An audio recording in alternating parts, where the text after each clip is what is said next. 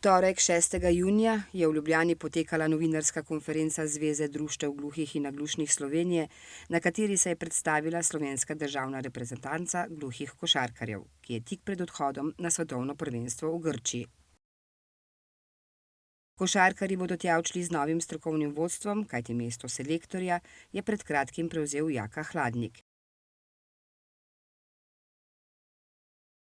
Prisotni so bili predstavniki ZŠIS SPK, ZDGNS, selektor in predsednica ŠZGS, ekipe gluhih košarkarjev ter drugi. Slovenski gluhi košarkarski reprezentanti so se po 6-letnem premoru ponovno vrnili na prestižni parket.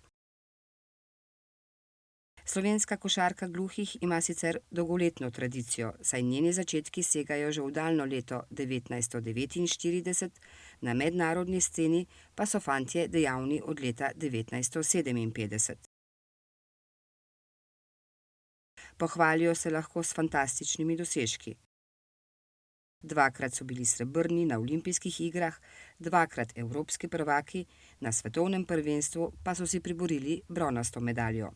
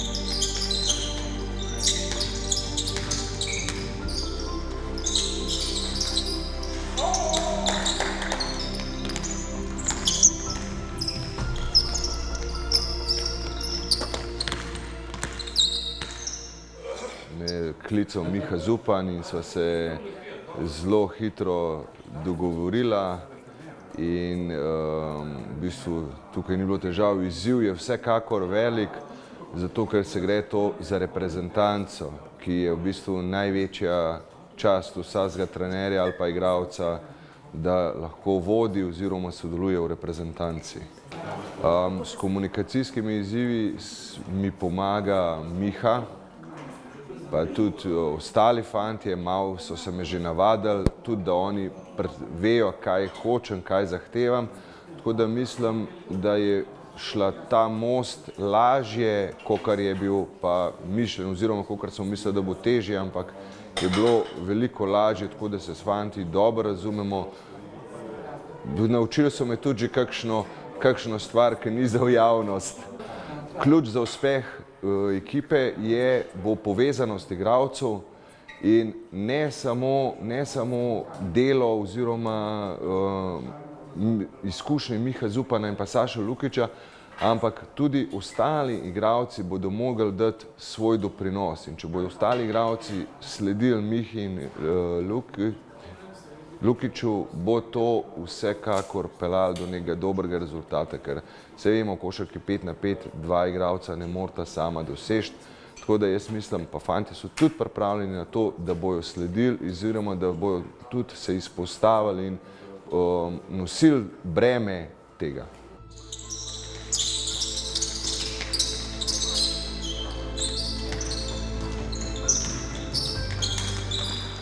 Žreb predtekmovalnih skupin je Sloveniji v boju za napredovanje namenil reprezentanco Izraela, ZDA in Hongkonga, ki so v skupini B.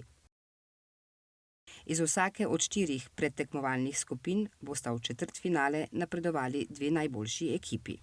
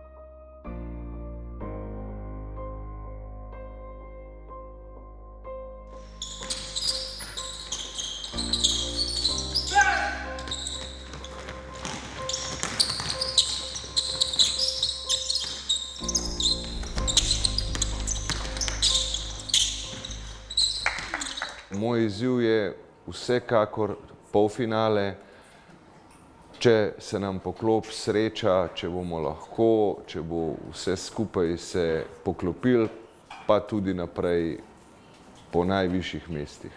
Lahko košarka ne samo tekmovalnega značaja, ampak je lahko tudi košarka tista, ki združuje in socializira, bi rekel, gluhe v družbi.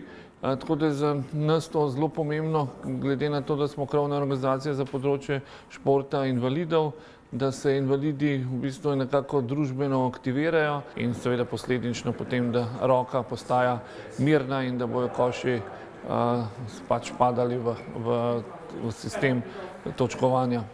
Tako da v bistvu nekako jim želim podporo in sem prepričan, da jih bo spremljala tudi ta športna sreča, ki je vedno potrebna za to, da se v bistvu nekako stvari zložijo in da kocke sedajo na pravo mesto.